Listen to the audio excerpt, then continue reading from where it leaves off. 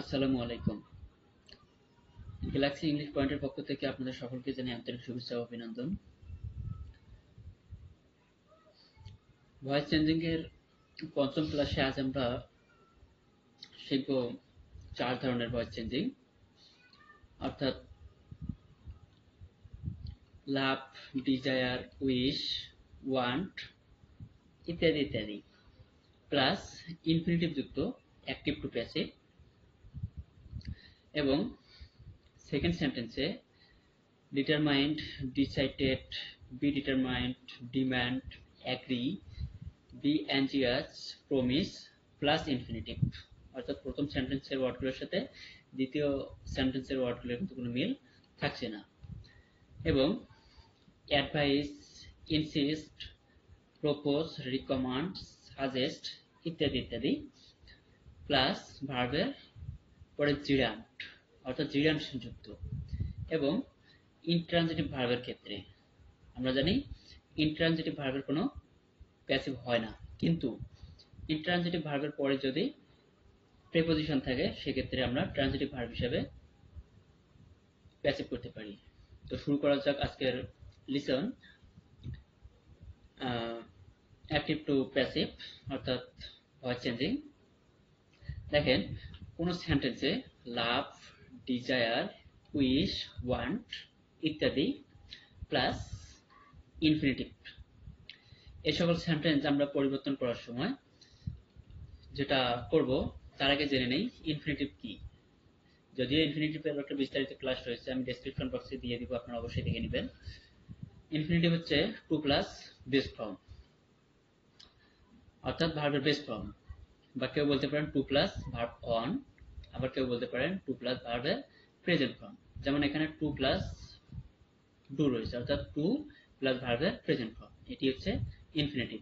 তো এই সকল ইনফিনিটিভ এবং তার পূর্বে এই সকল ওয়ার্ড যদি থাকে, যেমন এখানে ওয়ান্ট এবং ওয়ান্ট মিল রয়েছে, অর্থাৎ আমরা এটা যে করব সেটা স্ট্রাকচার হচ্ছে সাবজেক্ট এবং ভার্ব অপরিবর্তিত থাকবে। যেমন হি ওয়ান্টস, যেমন সাবজেক্ট এবং ভার্ব অপরিবর্তিত থাকলো। এরপর যেটা করতে হবে যে ইনফিনিটিভের পরের অবজেক্ট, অর্থাৎ ইনফিনিটিভ এখানে টু প্লাস ডু ছিল, তার পরের অবজেক্ট হচ্ছে দ্য ওয়ার্ক এবং সেন্টেন্সটি প্রেজেন্ট ফর্মে আছে, এজন্য ইজ। এরপরে মূল ভার্বের পাস্ট পার্টিসিপল ফর্ম, অর্থাৎ ডু এর পাস্ট পার্টিসিপল ফর্ম হচ্ছে ডান,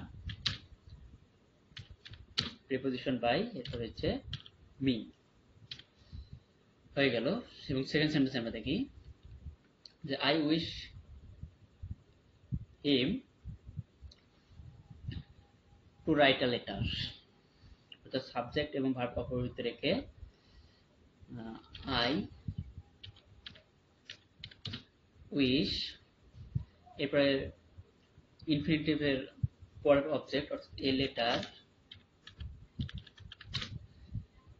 লেটার ইজ রিটেন, অর্থাৎ ভার্ব 3 রিটেন, প্রিপোজিশন বাই, এরপরে হচ্ছে অবজেক্ট অর্থাৎ শুরুর যে অবজেক্ট, অর্থাৎ এখানে হিম ছিল শুরুতে অবজেক্ট হিসেবে, এই জন্য হিম। তো দেখেন একটি স্ট্রাকচার দেখে নেই, সাবজেক্ট এবং ভার্ব অপরিবর্তিত থাকলো, অর্থাৎ হি ওয়ান্টস, এরপরে ইনফিনিটিভের পরের অবজেক্ট অর্থাৎ দ্য ওয়ার্ক, এরপরে সেন্টেন্সটি যেহেতু প্রেজেন্ট ফর্মে আছে এই জন্য ইজ, এরপরে ডু অর্থাৎ মূল ভার্বের পাস্ট পার্টিসিপল ফর্ম, এরপরে প্রিপোজিশন বাই, এরপরে হচ্ছে প্রথম অবজেক্ট অর্থাৎ মি, এখানে ছিল প্রথম অবজেক্ট, এই জন্য আমরা মি লিখেছি। একই সাথে আমরা সেকেন্ড সেন্টেন্সে তাকাই, আই উইশ, অর্থাৎ এই সেন্টেন্সে অপরিবর্তিত থাকলো সাবজেক্ট এবং ভার্ব, এরপরে টু রাইট এখানে ছিল ইনফিনিটিভ, অর্থাৎ ইনফিনিটিভের পরের যে অবজেক্ট অর্থাৎ এ লেটার, এরপর যেহেতু ভার্বের প্রেজেন্ট ফর্ম রয়েছে, আমরা জানি যে সেন্টেন্স আইডেন্টিফাই করতে হলে অবশ্যই ভার্ব এর দিকে লক্ষ্য রাখতে হয়, এজন্য ইজ, এরপরে ভার্বের পাস্ট পার্টিসিপল ফর্ম অর্থাৎ রাইটের past participle form written, preposition by, এরপরে প্রথম অবজেক্ট অর্থাৎ হিম এখানে প্রথম অবজেক্ট, আমরা হিম লিখেছি। এখন আসেন সেকেন্ড যে রুলসটা রয়েছে, যে কোনো সেন্টেন্সে সেটি অ্যাক্টিভ সেন্টেন্স হতে হবে। Determined, decided, be determined, demand, agree, be anxious, promise plus infinitive plus object. অর্থাৎ এই সকল সেন্টেন্সকে আমরা যখন প্যাসিভে রূপান্তর করব তখনও কিন্তু একই অর্থে আমরা ব্যবহার করতে পারি। সাবজেক্ট এবং ভার্ব অপরিবর্তিত থাকবে। ডিসাইডেড এবং অতিরিক্ত হিসেবে দ্যাট বসাবো স্ট্রাকচার অনুযায়ী দ্যাট। এরপরে ইনফিনিটিভের পরের অবজেক্ট, আমরা জানি টু প্লাস ভার্বের প্রেজেন্ট ফর্মই হচ্ছে ইনফিনিটিভ, অর্থাৎ টু প্লাস ভার্বটাই হচ্ছে ইনফিনিটিভ। এর পরের ওয়ার্ড পরের অবজেক্ট হচ্ছে দ্য জব, জব। এরপরে যেটা স্ট্রাকচার অনুযায়ী নিব should be, should B,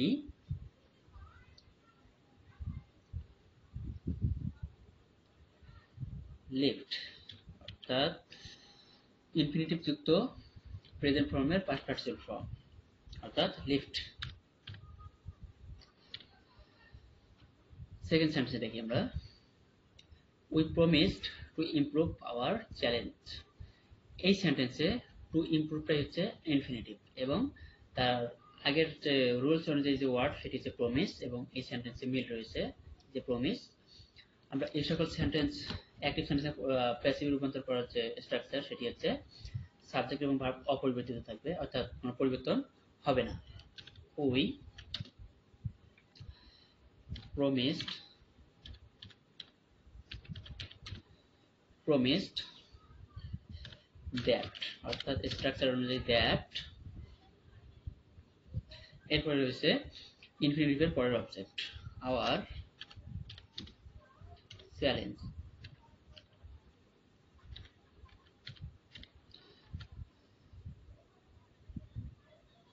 challenge should be, should be improved, অর্থাৎ ভার্বের পাস্ট পার্টিসিপল, অর্থাৎ ইমপ্রুভের সাথে ডি যুক্ত করলেই ভার্ব 3 হয়ে যাবে ইমপ্রুভড, ইমপ্রুভড। তো দেখে নেওয়া যাক আরেকবার স্ট্রাকচার অনুযায়ী যে কোনো সেন্টেন্সে determined, be decided, be determined, demand, agree, be anxious, promise plus infinitive plus object যুক্ত অ্যাক্টিভ টু প্যাসিভে রূপান্তর করার সময় আমাদের যেটা করতে হবে যে এই সেন্টেন্সে ডিসাইডেড আছে এবং টু ওয়ার্ডগুলোর সাথে যেটা মিল রয়েছে এবং ইনফিনিটিভ রয়েছে।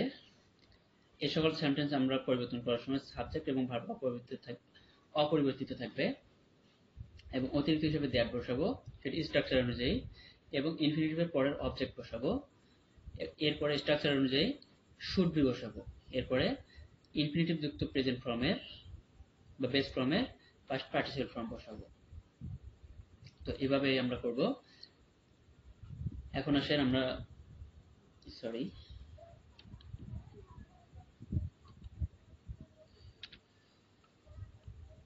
এখন আসেন আমরা তৃতীয় যে রুলটা রয়েছে আমরা সেই রুলটা থেকে তাকাই এবং শিখব যে অ্যাডভাইস, ইনসিস্ট, প্রপোজ, রিকমান্ড, সাজেস্ট ইত্যাদি ইত্যাদি প্লাস ভার্বের পরে জিরান্ট। আমরা জিরান্টের বিস্তারিত একটা ক্লাস নিয়েছি, ডেসক্রিপশন বক্সে অবশ্যই লিংক দেওয়া থাকবে, আপনারা সেখান থেকে চাইলে জিরান্টের বিস্তারিত ধারণা নিতে পারেন। তো এই সকল সেন্টেন্সকে আমরা যখন রূপান্তর করব সেই সকল সেন্টেন্সকে রূপান্তর করার যে নিয়ম যে সাবজেক্ট এবং ভার্বের কোনো পরিবর্তন হবে না, অর্থাৎ অপরিবর্তিত থাকবে। এবং আমরা শুরু করছি, যেমন এই সেন্টেন্সে বলা হচ্ছে হি সাজেস্টেড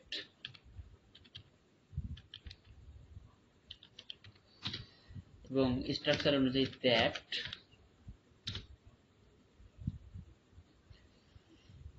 এরপরে জিরান্ডের পরবর্তী অবজেক্ট, অর্থাৎ স্মোকিং রয়েছে এখানে, স্মোকিং। এরপর স্ট্রাকচার অনুযায়ী শুড বি, শুড বি। এরপরে জিরানযুক্ত ভার্বের পাস্ট পার্টিসিপল ফর্ম, অর্থাৎ গিভিং রয়েছে কিন্তু প্রেজেন্ট ফর্মটা ছিল কিন্তু এখানে গিভ, অর্থাৎ গিভের পাস্ট পার্টিসিপল ফর্ম হচ্ছে গিভেন, গিভেন আপ। আমরা সেকেন্ড সেন্টেন্সে দেখি যে সাবজেক্ট এবং ভার্ব অপরিবর্তিত রাখবো। হি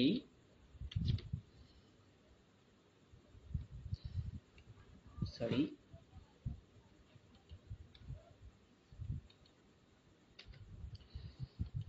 he recommend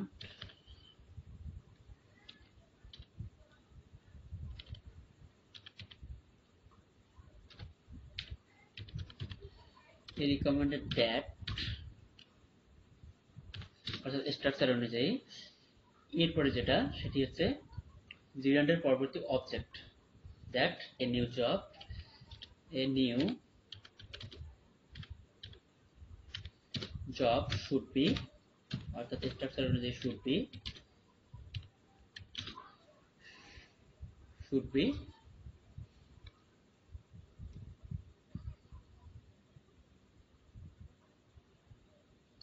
স্মোক, অর্থাৎ ভার্বের পাস্ট পার্টিসিপল, সরি এই সেন্টেন্সে ছিল জয়নিং, অর্থাৎ এটার পাস্ট পার্টিসিপল হচ্ছে জয়নিং, জয়েন্ট। তো আর এক নজরে দেখে নেওয়া যাক যে অ্যাডভাইস, ইনসিস্ট, প্রপোজ, রিকমান্ড, সাজেস্ট ইত্যাদি প্লাস ভার্বের পরে জিরান্ড প্লাস অবজেক্ট, এই সকল সেন্টেন্স অ্যাক্টিভ, অর্থাৎ এই সকল অ্যাক্টিভ সেন্টেন্সকে প্যাসিভে রূপান্তর করার যে স্ট্রাকচার সেটা হচ্ছে সাবজেক্ট এবং ভার্ব অপরিবর্তিত থাকবে। এরপর স্ট্রাকচার অনুযায়ী আমরা দ্যাট বসাবো, এরপরে জিরান্ডের পরবর্তী অবজেক্ট বসাবো, এরপর স্ট্রাকচার অনুযায়ী শুড বি বসাবো, এরপরে জিরান্ড যুক্ত ভার্বটার পাস্ট পার্টিসিপল ফর্ম বসিয়ে আমরা প্যাসিভ করব। এখন আসেন যে ইনট্রানজিটিভ ভার্বের ক্ষেত্রে।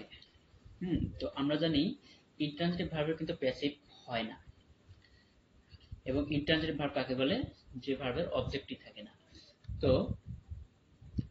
ট্রানজিটিভ ভার্ব এবং ইনট্রানজিটিভ ভার্ব সম্পর্কে একটা আমাদের বিস্তারিত ক্লাস রয়েছে, আপনারা চাইলে ডেসক্রিপশন বক্সে আমি লিংক দিয়ে রাখবো, আপনারা সেখান থেকে চাইলে এটা শিখে নিতে পারেন এবং অত্যন্ত সহজ আকারে দেওয়া আছে।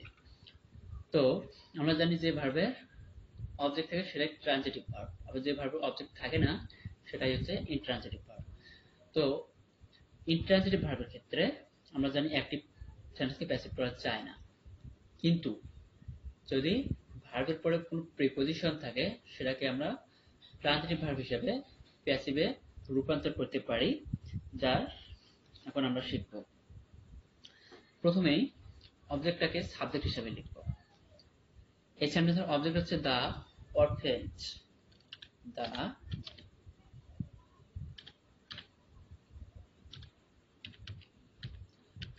অরফেঞ্জ আর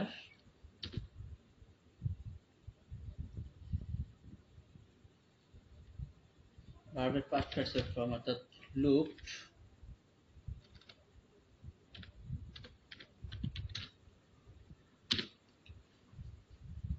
লুক আফটার, অর্থাৎ উক্ত প্রিপোজিশনটি আফটার বাই, প্রিপোজিশন হিসেবে বাই, শি থাকলে হার।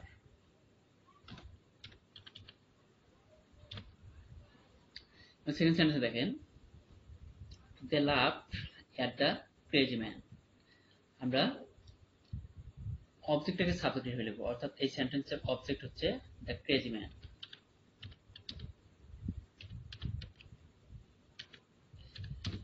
Crazy man. যেহেতু ভার্বের পাস্ট ফর্ম রয়েছে যেন ওয়াজ,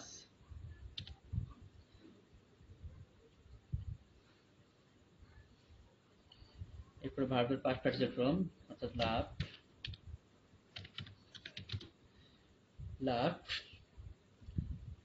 বাই দেম।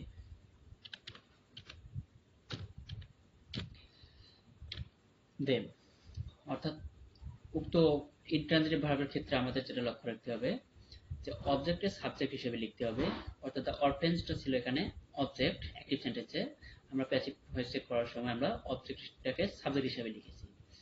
এরপরে টেন্স অনুযায়ী আমরা ভার্ব বসিয়ে নিয়েছি, অর্থাৎ এটি প্রেজেন্ট ফর্ম ছিল এজন্য আমরা আর নিয়েছি। এরপরে ভার্বের পাস্ট পার্টিসিপেল ফর্ম অর্থাৎ লুকের পাস্ট পার্টিসিপেল ফর্ম হচ্ছে লুকড। এরপরে উক্ত প্রিপোজিশনটি, এরপরে বাই, এরপরে সাবজেক্টের অবজেক্টিভ ফর্ম অর্থাৎ শি এর অবজেক্টিভ ফর্ম হচ্ছে হার। একই সাথে বা একই অর্থে পরবর্তী সেন্টেন্সটাও আমরা এভাবেই করেছি যে অবজেক্টটাকে সাবজেক্ট হিসেবে লিখেছি, দ্য ক্রেজি ম্যান অবজেক্টটাকে আমরা সাবজেক্ট হিসেবে লিখেছি। এরপর যেহেতু ভার্বের পাস্ট ফর্ম রয়েছে এই জন্য আমরা ওয়াজ নিয়েছি।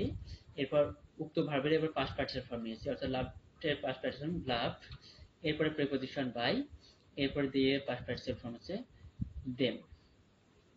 তো আমরা 4 ধরনের ভয়েস আমরা শিখলাম আজকে এবং অত্যন্ত সহজ আকারে বলার চেষ্টা করেছি এবং এভাবেই আমরা শিখিয়ে থাকি। তো ভিডিওটি ভালো লাগলে অবশ্যই লাইক, কমেন্ট এবং শেয়ার করবেন।